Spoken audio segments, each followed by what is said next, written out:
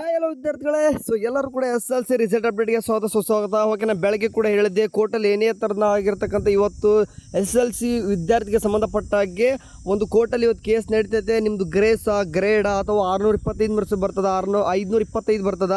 So result date ಏನಾಗುತ್ತೆ ಎಲ್ಲನೂ ಕೂಡ ಇವತ್ತು ಗೊತ್ತಾಗುತ್ತೆ, ಮಂಗಳವಾರ ಅಂತ ಹೇಳ್ತಾ ಇದೆ. ಸೊ ಕೊನೆಗೂ ಕೂಡ ಇವಾಗ ಕೋರ್ಟ್ ಡಿಕ್ಲರೇಷನ್ ಕೊಟ್ಟಿರ್ತಕ್ಕಂಥದ್ದು ಏನು ಕೊಟ್ಟಿದೆ ಎಲ್ಲನೂ ಕೂಡ ತಿಳಿಸ್ಕೊಡ್ತೀನಿ.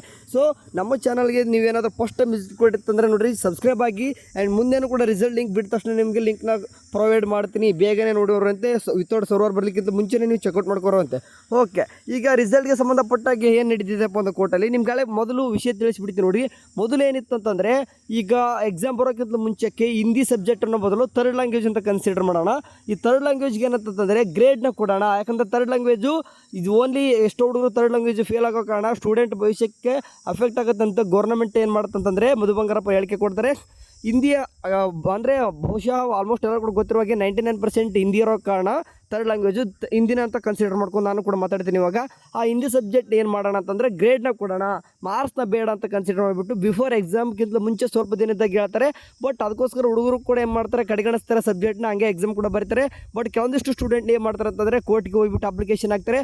ಸೊ ಈ ಹಿಂದಿ ಸಬ್ಜೆಕ್ಟು ಸೆಂಟ್ರಲ್ ಗೌರ್ಮೆಂಟಲ್ಲಿ ಅಥವಾ UPSC ಎಕ್ಸಾಮಲ್ಲಿ ಹಿಂದಿ ಸಬ್ಜೆಕ್ಟ್ಗೆ ಭಾಳ ಇಂಪಾರ್ಟೆನ್ಸ್ ಕೊಡಬೇಕಾಗುತ್ತೆ. ಯಾಕಂದರೆ ಹಿಂದಿ ಬೇಕಾಗುತ್ತೆ ಸೆಂಟ್ರಲ್ ಗೌರ್ಮೆಂಟ್ ಜಾಬ್ಸ್ಗಳಿಗೆ ಅಂತ ಹೇಳಿ. ಸೊ ಅಪ್ಲೈ ಮಾಡಿದಾಗ ಕೋರ್ಟ್ ಏನು ಮಾಡ್ತದೆ, ಮಾರ್ಕ್ಸ್ನ ಕೊಡ್ರಿ ಅಂತ ಹೇಳ್ತದೆ. ಮತ್ತೆ ಏನು ಮಾಡ್ತಾರೆ ಅಂತಂದರೆ ಮರುಪರಿಶೀಲನೆಗೆ ಮಾಡ್ತಾರೆ. ಗೌರ್ಮೆಂಟ್ ಮಧು ಬಂಗಾರಪ್ಪ ಗೊತ್ತಿರುವಾಗೆ ಮತ್ತೆ ಅರ್ಜಿ ಸಲ್ಲಿಸಿಕೆ ಅಂತ ಕರಿತೋದು ಪಿಟಿಷನ್ನ ಹಾಕ್ತಾರೆ. ಇವತ್ತು ಡಿಕ್ಲರೇಷನ್ ಕೋರ್ಟ್ ಏನು ಕೊಡುತ್ತಪ್ಪ ಅಂದರೆ, ಸೊ ಎಲ್ಲನೂ ಕೂಡ ಬಿಟ್ಟಾಕ್ಬಿಟ್ಟು ಈಗ ಹಿಂದಿನ ಮಾರ್ಕ್ಸನ್ನೇ ಕೊಡ್ರಿ ನೋಡಿರಿ. ಮತ್ತೆ ಸ್ಟೂಡೆಂಟ್ ಪರವಾಗಿ ಬಂದಿರತಕ್ಕಂಥ ಸದ್ಯಕ್ಕೆ ಮಾರ್ಕ್ಸನ್ನೇ ಕೊಡ್ರಿ ಅಂತಂದರೆ ಇವ್ರು ಕೊಟ್ಟಿರ್ತಕ್ಕಂಥ ಕೇಸ್ನ ನಕಾರು ಮಾಡ್ತಾ ಇದೆ. ಸೊ ಅಂದರೆ ವಜಾ ಮಾಡ್ತಾ ಇದೆ. ಅಂದರೆ ಸ್ಟೂಡೆಂಟ್ ಪರವಾಗಿ ಬಂದಿದೆ. ಎಷ್ಟೋ ಹುಡುಗರು ಕೂಡ ಚೆನ್ನಾಗಿ ಬರೆದಿರ್ತಾರೆ, ಯಾಕಂದರೆ ವರ್ಷ ಪೂರ್ತಿ ಓದಿರ್ತಾರೆ. ಕೊನೆಗೆ ಎಕ್ಸಾಮಲ್ಲಿ ಏನು ಅಷ್ಟೊಂದು ಎಫೆಕ್ಟ್ ಆಗಿಲ್ಲ ಅಂತ ಕೋರ್ಟ್ ಕೂಡ ಗೊತ್ತಾಗಿರ್ತದೆ. ಆ್ಯಂಡ್ ಹಿಂದಿನೂ ಕೂಡ ಬಹುಶಃ ನಿಮಗೆ ಗೊತ್ತಿರಬಹುದು, ಬಹಳಷ್ಟು ಎಕ್ಸಾಮ್ಗಳಲ್ಲಿ ಕೂಡ ಹಿಂದಿ ಇಂಪಾರ್ಟೆನ್ಸ್. ಓಕೆ, ಬಟ್ ನಮ್ಮ ನ್ಯಾಷನಲ್ ಲ್ಯಾಂಗ್ವೇಜ್ ಅಲ್ಲದೆ ಇರ್ಬೋದು, ಬಟ್ ಆದರೂ ಕೂಡ ಭಾಳಷ್ಟು ಈಗ ಸೆಂಟ್ರಲ್ ಗೌರ್ಮೆಂಟ್ ಎಕ್ಸಾಮ್ಸ್ಗಳು ಹಿಂದಿಲಿ ಕೂಡ ಇರ್ತವೆ ಅಂತ ಗೊತ್ತಿರುವಾಗೆ ಈಗ ಸದ್ಯಕ್ಕಂತೂ ಏನಪ್ಪ ಅಂತಂದರೆ ಈಗ ಮರುಪರಿಶೀಲನೆಗೆ ಹಾಕಿರ್ತಕ್ಕಂಥ ಈ ಒಂದು ಕೇಸ್ನ ವಜಾ ಮಾಡ್ತಾ ಇದ್ದಾರೆ, ಅಂದರೆ ನಕಾರು ಮಾಡ್ತಾ ಇದ್ದಾರೆ. ಸೊ ಕಂಪ್ಲೀಟಾಗಿ ಇವು ಸದ್ಯಕ್ಕೆ 625ಕ್ಕೆ 625 ಬರ್ತಾವೆ ಮಾರ್ಕ್ಸು. ಅಂದರೆ 525 ಅಂತ ಏನಿಲ್ಲ, 625 ಇದ್ದು 525 ಆಗುತ್ತೆ ಅಂತೇನಿಲ್ಲ, 625 ಬರ್ತದೆ. ಆ್ಯಂಡ್ ರಿಸಲ್ಟ್ಗೆ ಡೇಟ್ ಕೇಳ್ತಾ ಇದ್ರೆ, ರಿಸಲ್ಟ್ ಯಾವಾಗಪ್ಪ ಅಂತಂದು ಇವತ್ತು ಈ ಡಿಕ್ಲರೇಷನ್ ಆಗಿದೆ ಅಂತಂದರೆ ಮತ್ತೆ ಸ್ವಲ್ಪ ಗೌರ್ಮೆಂಟ್ಗೆ ಸ್ವಲ್ಪ ಟೈಮ್ ಬೇಕಾಗ್ತದೆ.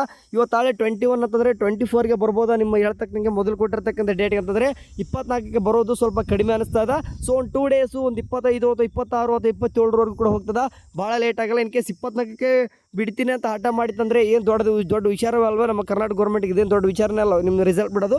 ಸೊ ಯಾಕಂದರೆ ಬಟ್ 8,65,000 ಸ್ಟೂಡೆಂಟ್ ಇರೋ ಕಾರಣ ಸ್ವಲ್ಪ ಟೈಮ್ ತೊಗೋಬೋದು ಅನ್ನೋದು ಬಿಟ್ಟರೆ ಮತ್ತೇನೋ ಅಷ್ಟೇನು ದೊಡ್ಡ ಡಿಫ್ರೆನ್ಸ್ ಏನಾಗೋದಿಲ್ಲ.